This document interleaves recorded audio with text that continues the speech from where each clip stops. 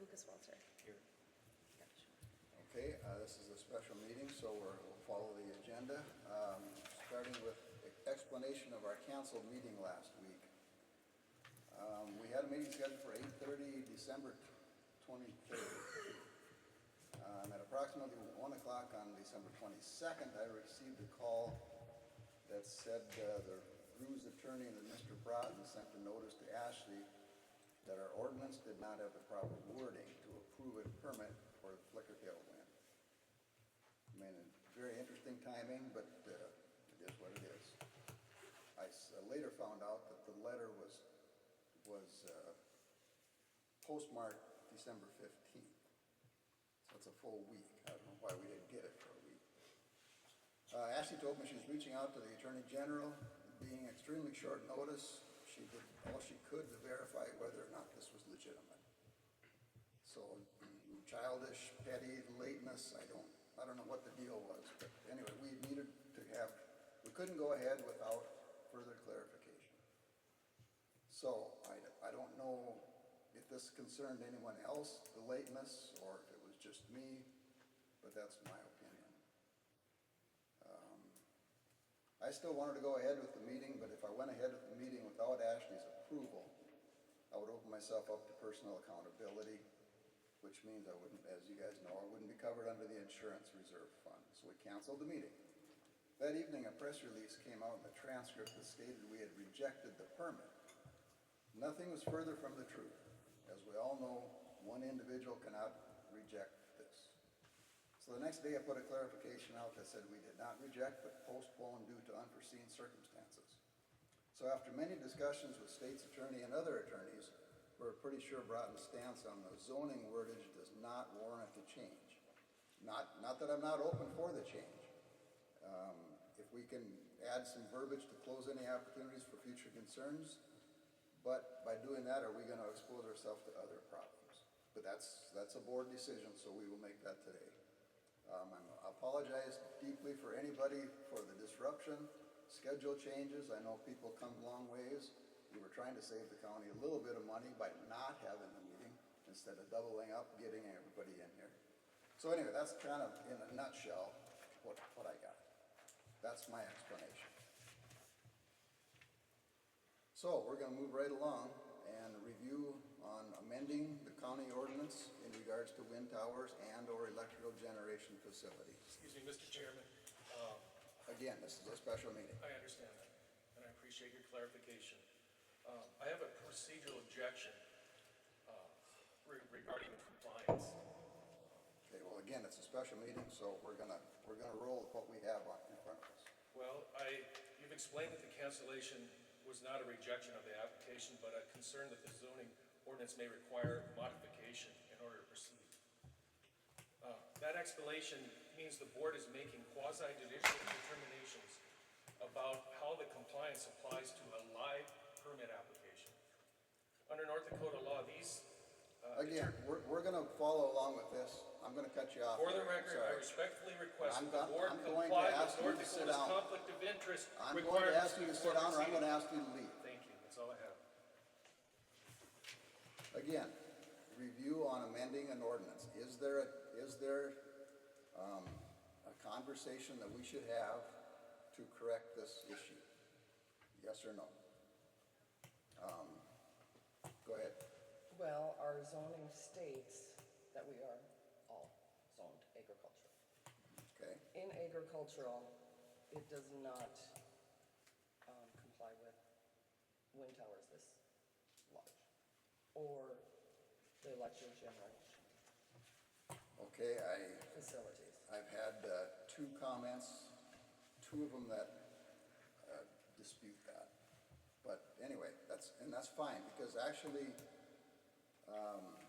from Ms. Frederickson, who is the attorney for Flickertail Wind, has said that Article 10, are you guys familiar with our ordinance? Article 10 is basically the wind part of life, correct? Right. And there is in the industrial, okay, so then you have to go back to 5.5 something. He suggests section 5.5.2.3 is not applicable to this section. And if we, he would like, let's see, this, shit. Section 5.1.3.17, wind energy facilities subject to the provisions of and administered in accordance with ECZO Article 10. Section 5.5.2.3 is not applicable to this section or to Article 10. So basically, they would like to add that section 5.5. Is that right? In a nutshell?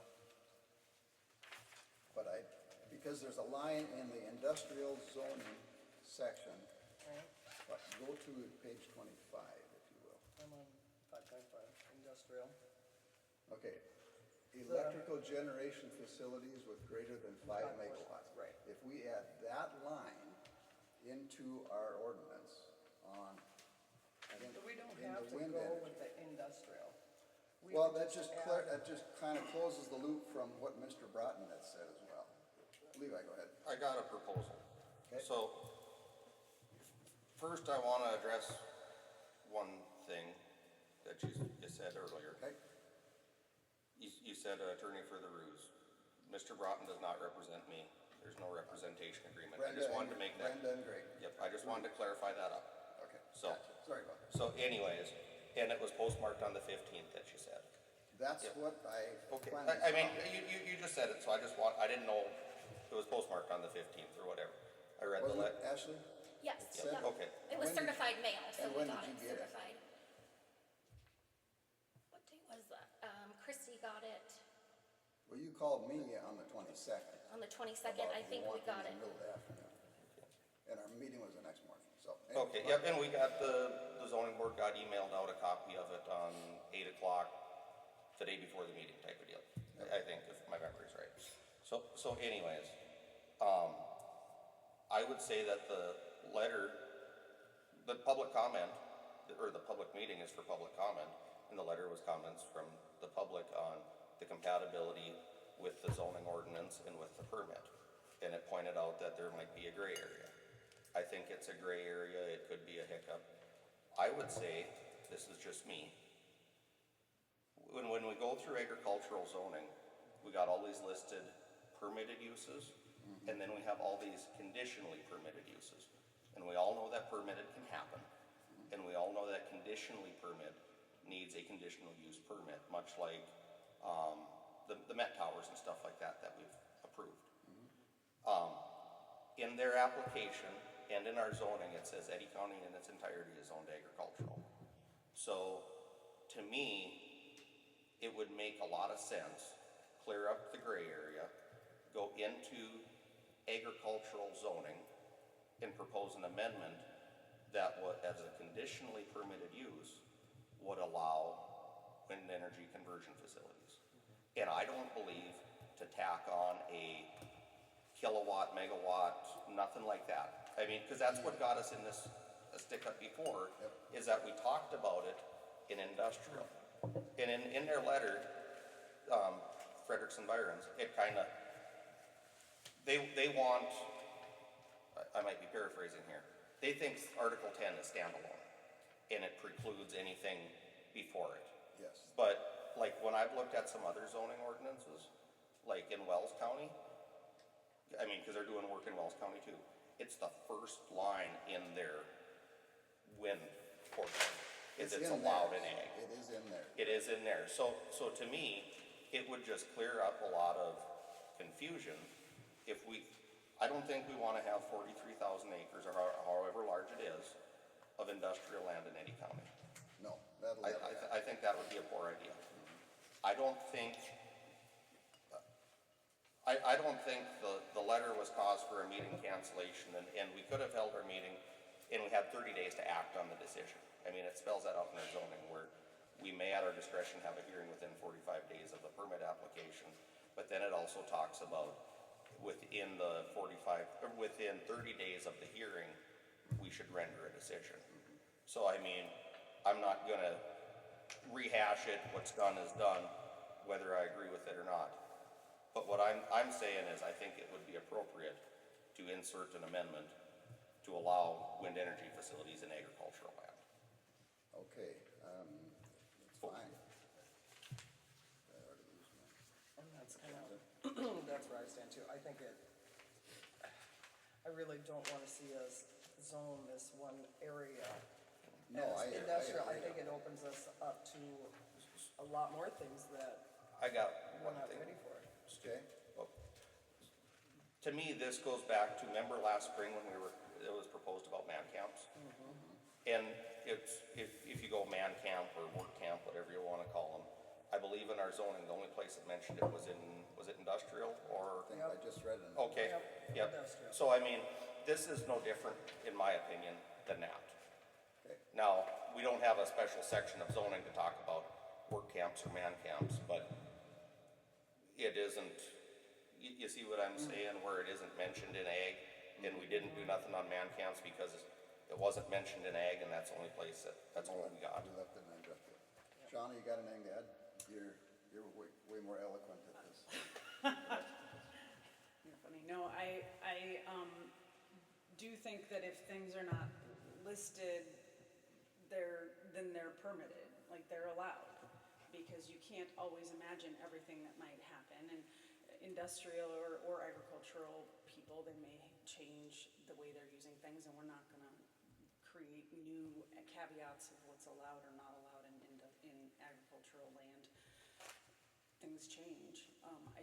I'm worried about opening it up for something that we don't need to address or amend. I think it is something where we have wind allowances and you have to do a conditional use permit, like the permitting and the how it's overall reviewed is much more robust because of the ordinance, standalone ordinance that we have on wind. And I worry that opening it up again for additional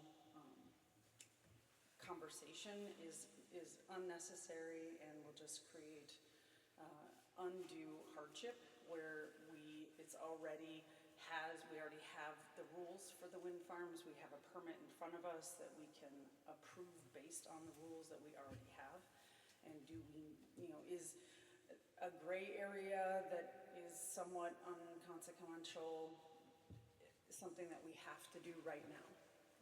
The business we have before us, we can approve, we can do what we need to do with what we have, and is this something that has to be done immediately? And I'd say and if we're gonna address wind, then my goodness, we're gonna have to do battery, we'd have to do everything.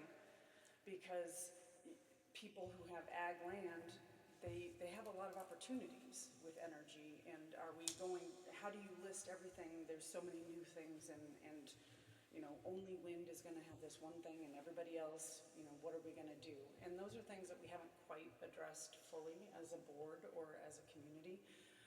And if you have a standalone that says this is how we're gonna regulate this industry, and then we should have a standalone one that says this is what we're gonna do with other types of industry, which is what we do, right? Like, I think even for hogs or anything where you have a certain number of animal units, or anything where it becomes a public nuisance or could become a public nuisance, then we have a standalone, this is how we handle that. And so I think that we have a standalone, this is how we handle wind, and we have something before us that we can take action on. And I don't support opening it up I don't think it's necessary to say, and in agriculture, we're gonna allow this or not allow this, or if it's not mentioned, then it's allowed.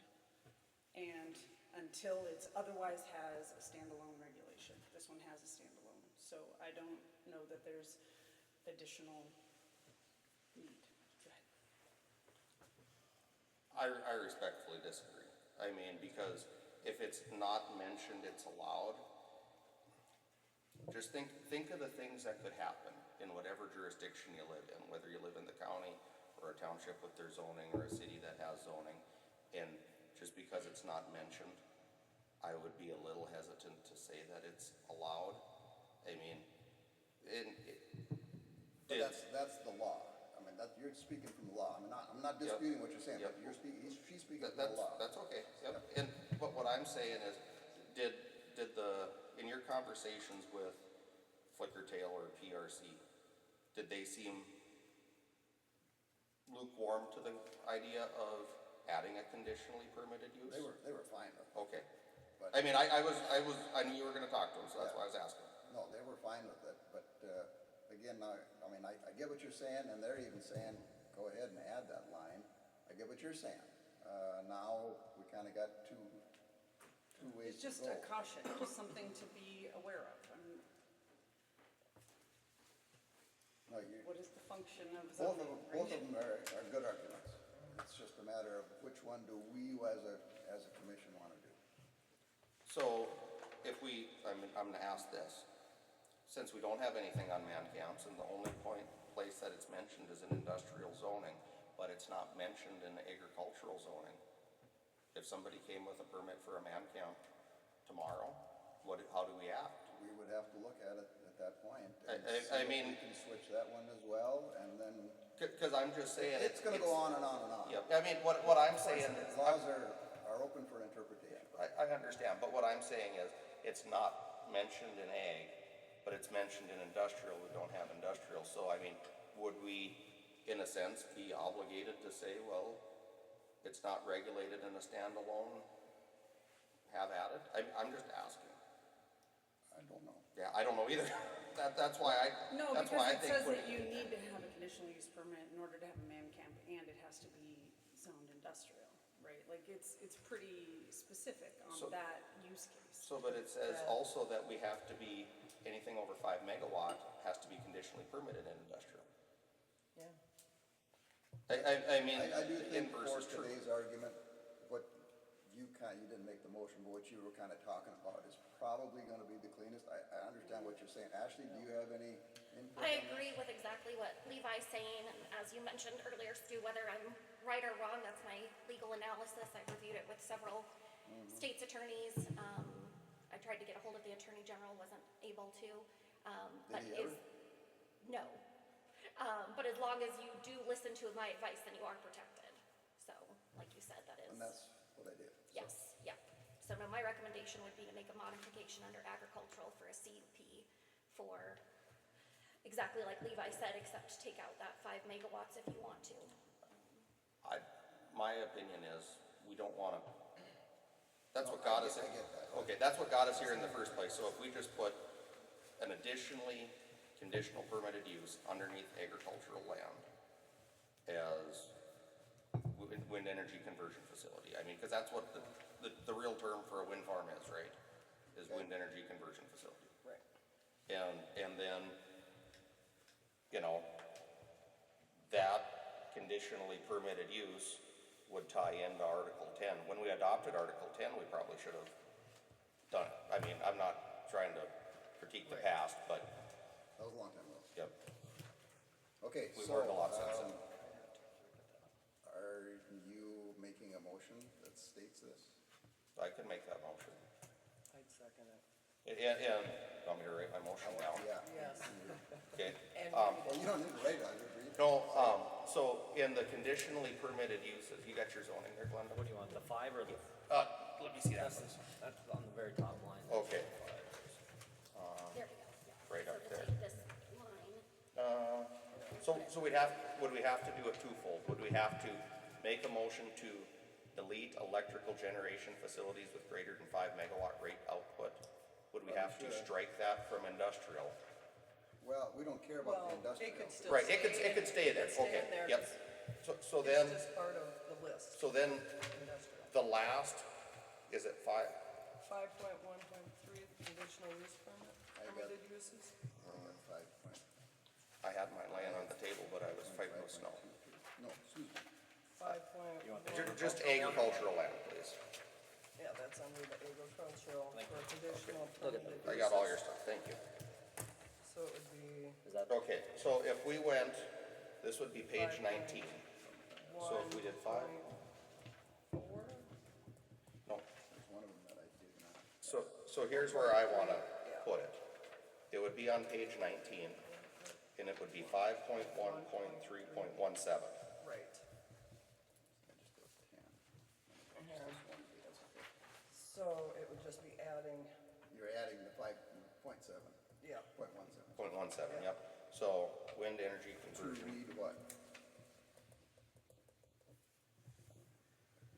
So 5.1.3.17, and it would just read wind energy conversion facility. And there wouldn't be any rate output, there wouldn't be any, okay, I mean, if it's considered a wind energy conversion facility, they'd have to get a conditional permit, use permit for the ag land. And then, I mean, that's basically what they presented, is that use permit.